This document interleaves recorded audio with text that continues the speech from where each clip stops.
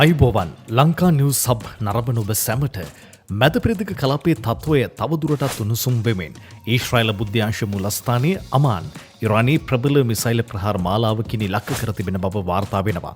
ඉරාන ඉස්ලාමීය විප්ලවීය ආරක්ෂක බලකාය නැතිනම් IRGC තහවුරු කරන්නේ මෙම ප්‍රහාරයෙන් ඊශ්‍රායල හමුදා බුද්ධි නිලධාරීන් පිරිසක් ජීවිතක්ෂයට පත්ව ඇති බවයි. විශේෂඥයින් පෙන්වා දෙන්නේ මෙය ඊශ්‍රායලයේ වඩාත් ආරක්ෂිතම සහ සංවේදී ස්ථානයකට එල්ලූ දැඩිම ප්‍රහාරයක් බවයි. ඉරානය විසින් අවස්ථා කිහිපයකදී එක පිට එක මිසයිල දස ගණනක් මේට එල්ල කර ඇති අතර සැලකියයුතු ප්‍රමාණයක් ගොඩනැගිල්ල වෙත ඍජුවම වැටී තිබෙන බව වාර්තා වෙනවා.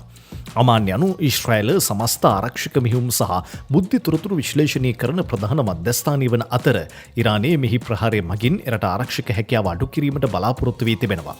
ගොඩනැගිල්ල තුළ සිටි ඉහළ පෙළේ නිලධාරීන් ඉලක්ක වී ඇති අතර ජීවිතහානි පිළිබඳ නිල වාර්තා තවමත් සවිස්තරාත්මකව හෙළි කර නැහැ. කෙසේ වෙතත් ඉරානය අවධාරණය කරන්නේ තම මිසයිල පද්ධති ඉලක්කයට ඉතා නිවැරදිව ගමන් කළ බවත් බලාපොරොත්තු විනාශය සිදු කිරීමට හැකි වූ බවත්තේ. මේ ප්‍රහාරයත් එක්ක ඊශ්‍රායලය පුරා මහත් නොසන්සුන්තාවක් ඇති වී ඇති අතර විශේෂයෙන්ම ටෙල් අවීව් වැනි ප්‍රධාන නගරවල ආරක්ෂාව දැඩි ලෙස වැඩි දියුණු කිරීමට බලධාරීන් පියවරගෙන තිබෙනවා. ප්‍රේක්ෂක මිතුරනි, මේ සියලු සිදුවීම් සලකා බැලූ විට මැද පෙරදිග තත්ත්වය තවදුරටත් තීරණාත්මක මට්ටමක පවතින බව පැහැදිලිව පෙනෙනවා. ඔබේ අදහස් පහළ කමෙන්ට් කොටසේ දක්වන්න.